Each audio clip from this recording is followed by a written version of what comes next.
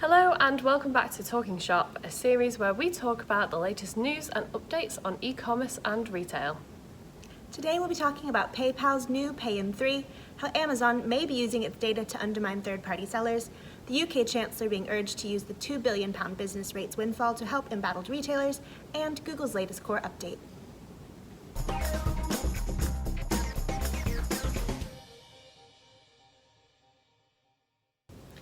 Earlier this month, PayPal released its brand new Pay in 3 service for all PayPal payment gateways.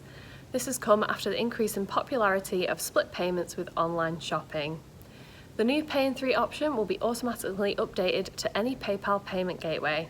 Not only is this great for shoppers with 0% interest, but online retailers will get the full amount straight away, so it's a win-win for everyone. So personally, I think with the increased popularity of buy now, pay later payment options, this is a really great move from PayPal. Yeah, I definitely agree, and I think especially with the situation going on this year with coronavirus, a lot of people find themselves on furlough and maybe they cannot sort of afford more expensive gifts for Christmas and things like that, but they still want to make it special. So buy now, pay later options kind of give them the ability to do that, which I think is great. Yeah, exactly. I mean, it gives the option to sort of spread those payments out. It's no interest, which is a really appealing offer for really any buyers. And what that actually does is it helps to increase the cart values for shop owners. So it's really a win-win for everybody, isn't it? Yeah, especially when, as a merchant, you receive that money upfront, like in its totality, and the cost is just spread out for the shopper. So yeah, it's a win-win for everybody. Let's head over and see what our payment specialist has to say about this. Hi everyone, so PayPal now has Pay in 3 in the UK. This means your customers can split the payments and you get all the money up front straight away, so there's never been a better time to install PayPal. After a 2-year-long investigation, the European Commission, or EC, has accused Amazon of violating EU competition law by unfairly using non-public data to undermine the competition. A formal document made public recently stated that Amazon captures data from sales of third-party products on the site and then uses that data to calibrate Amazon's retail offers and strategic business decisions.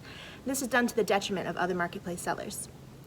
In simple terms, Amazon watches which products do well on its platform and then creates its own version of those products to undercut the competition on price, delivery, and preferential visibility on the site.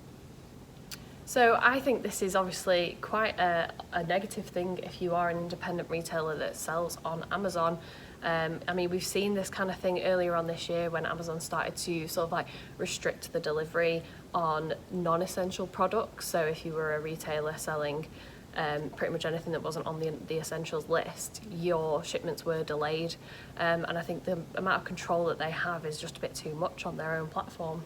Yeah, I agree. I mean, Amazon is obviously a real powerhouse in the online retail community, and any small retailers are also having to compete with them. So knowing that they have sort of this power to corner the market on these products and really take over in that way is really unsettling as both a consumer and someone who works with a lot of small business owners. Mm-hmm.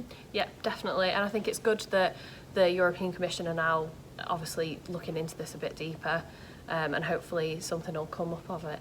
Yeah, it'll be really interesting to see what they're able to do, and hopefully we can get some legislation or something in there that will help to protect small business owners. Yeah.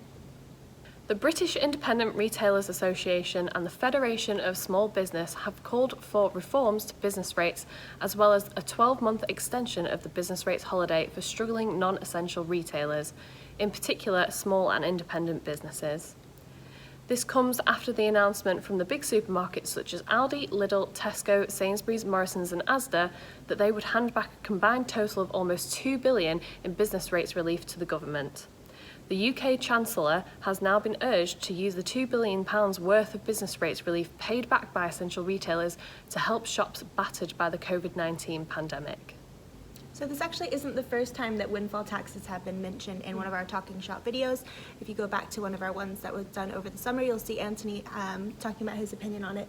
But ultimately at this point, so these taxes, they've been collected, and it's just a question of how this money is going to be used.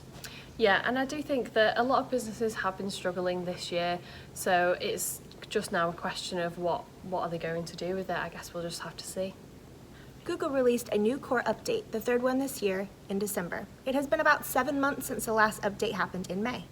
The December core update has now been out since the 3rd, and users have noticed that either some pages may now be performing badly, or others may be performing much better than they were previously.